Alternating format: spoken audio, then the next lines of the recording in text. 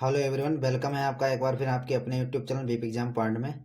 चलिए दोस्तों, आज आपसे एक ऐसे टॉपिक पर चर्चा करेंगे और जो कि आपको पता है कि इसमें वर्तमान में यूपी बोर्ड की परीक्षाएं चल रही हैं। तो उसी का एक पेपर है आपका साइंस का, विज्ञान का।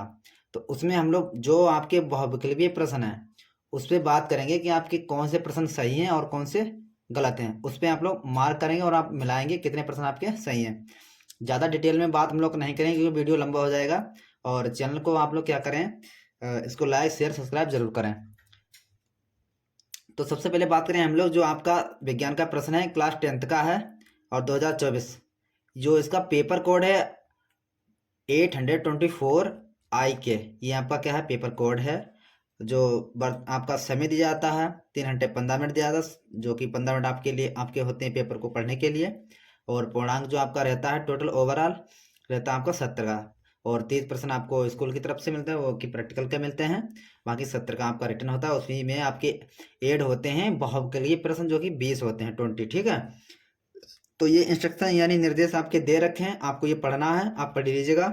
और सबसे पहले हम लोग बात करेंगे मेन टॉपिक जो हम लोग का है, ऑब्जेक्टिव टाइप के प्रश्न। तो प्रश्न नंबर 1 की ओर हम लोग बढ़ते हैं। इस टॉपिक पर हम लोग बात करेंगे। और अगर फर्स्ट टाइम आप लोग इस चैनल पर विजिट कर रहे हों तो चैनल को सब्सक्राइब जरूर करें और लाइक करें, ठीक है। तो सबसे पहले हम लोग बात करेंगे प्रथम जो है प्रश्न पर। खंड आ में उपभाग है आपका बहुविकल्पीय प्रश्न। तो प्रश्न नंबर आपका 1 दे रखा है, अवतल दर्पण के सम्मुख ध्रुव और फोकस के बीच स्थित वस्तु का प्रतिबिंब बनता है, ठीक है। एक आपका अवतल दर्पण होगा, जो कि आप लोग जानते हैं कि अवतल दर्पण और उत्तल दर्पण और क्या समतल दर्पण।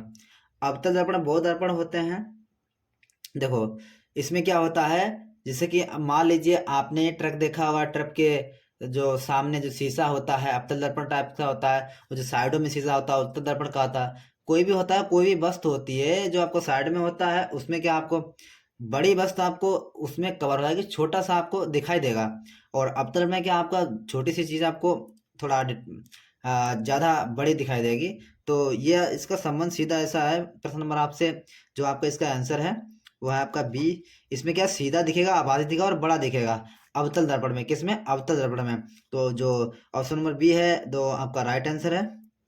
अभी इसी क्रम में प्रश्न नंबर आपका दूसरा है, दूरदृष्टि यानी दीर्घ दृष्टि दोष के निवारण में कौन सा लेंस प्रयुक्त होता है।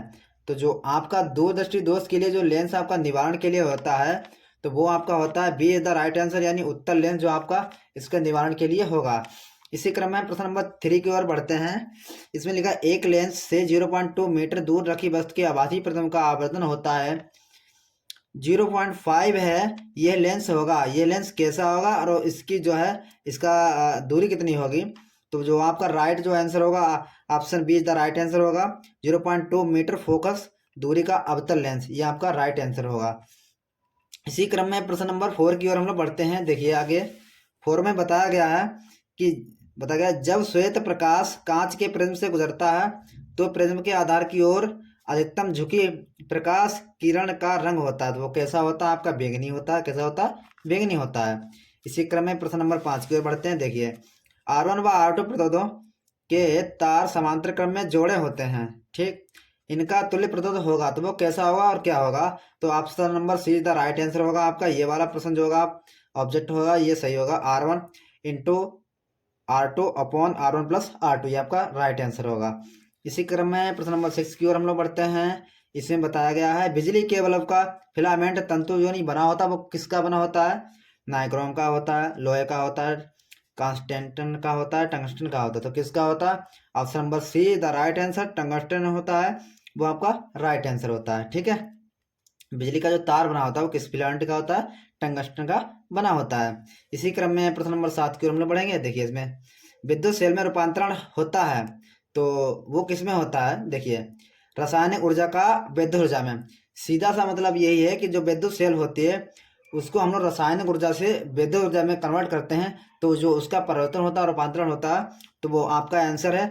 तो ए इज द राइट आंसर होगा आपका, ऑप्शन नंबर ए। इसमें लिखा है रासायनिक ऊर्जा का विद्युत ऊर्जा में रूपांतरण, ठीक, ये आपका राइट आंसर होगा। इसी क्रम में प्रश्न नंबर 8 की ओर हम लोग बढ़ते हैं। देखिए प्रश्न नंबर 8 है रासायनिक अवक्रिया 2FeCl3 plus 2H2O plus why they रखा है 2Fe, इसकी रिएक्शन की है मैंने, तो इसमें ये आएगा आपका 2FeCl2 plus H2SO4 plus 2HCl में वाई है।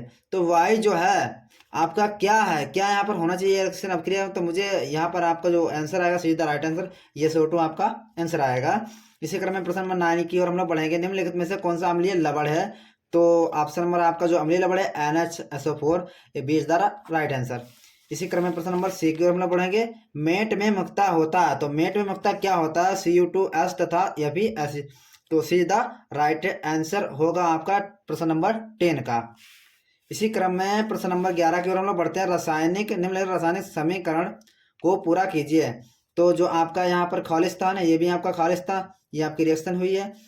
तो इसमें क्या करना है मुझे, PCl5 रिएक्शन की है CH3 plus COCl plus POCl3 plus HCl, तो इसकी जो रिएक्शन हम लोग यहाँ पर इसको रखें CH3COH को, तो ये रिएक्शन आपकी पूरी हो जाएगी। तो बी द इसका राइट आंसर हो जाए। कौन से प्रश्न का, 11वें का आपका बी आंसर होगा। इसी क्रम में आपका प्रश्न नंबर 12 की ओर बढ़ते हैं।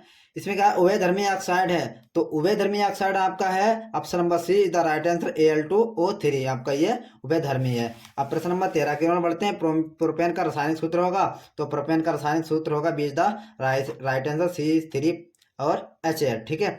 अब हम लोग इसी क्रम में बढ़ते हैं प्रश्न नंबर 14 की ओर। प्रश्न नंबर 14 में बताया गया कि हाइड्रा में प्रजनन होता है, तो वो किसमें होता है, मुकुलन में। आपका option number A this is the right answer आपका होगा, मुकुलन द्वारा होता है प्रजनन, किसमें, हाइड्रा में, ठीक है।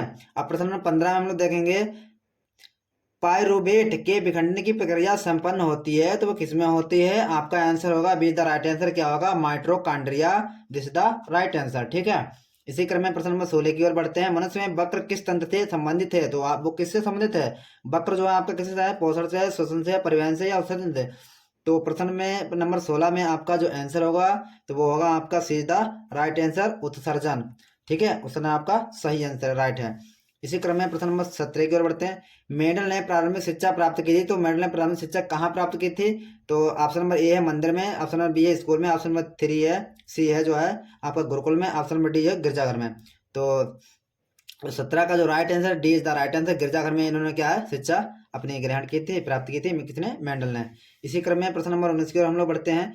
निम्न 18 में मादा जनन तंत्र के किस भाग में लूप स्थापित किया जाता है, तो ये आपका किया जाता है गर्भाशय में, ठीक है। Option number see the right answer किसका, 18 का। अब हम लोग बढ़ेंगे प्रश्न नंबर 19 में। निम्न में से कौन सा अंग पौधों में नर जननांग का प्रतिनिधित्व करता है, तो आपका ये होगा बी द राइट आंसर किसके, 19 का आपका बी सही होगा। अब प्रश्न नंबर आपका बढ़ते हैं हम लोग 20 में 20 में। निम्न में से कौन सा से पर्यावरण मित्र व्यवहार कहलाता है या कहलाते हैं, तो आपका ए प्रश्न नंबर है। इसमें बाजार जाते समय खरीदे गए सामान को रखने के लिए कपड़े का थैला ले जाना। ऑप्शन नंबर बी है अनावश्यक ऊर्जा खर्च बचाने के लिए लाइट तथा पंखों का स्विच बंद करना, ये भी आपका सही है। वाहन के बजाय विद्यालय तक पैदल जाना, ये भी सही है। उपरोक्त डी, ये चारों ऑप्शन जो हैं आपके तीनों ऑप्शन सही हैं, तो हम लोग ऑप्शन नंबर डी को इसमें करेक्ट करेंगे। Option number D the right answer, प्रश्न नंबर आपका 20 का डी सही होगा। तो जय हिंद साथियों, आपका वीडियो आज तक यही रहेगा, अगले वीडियो में मिलेंगे। जय हिंद साथियों।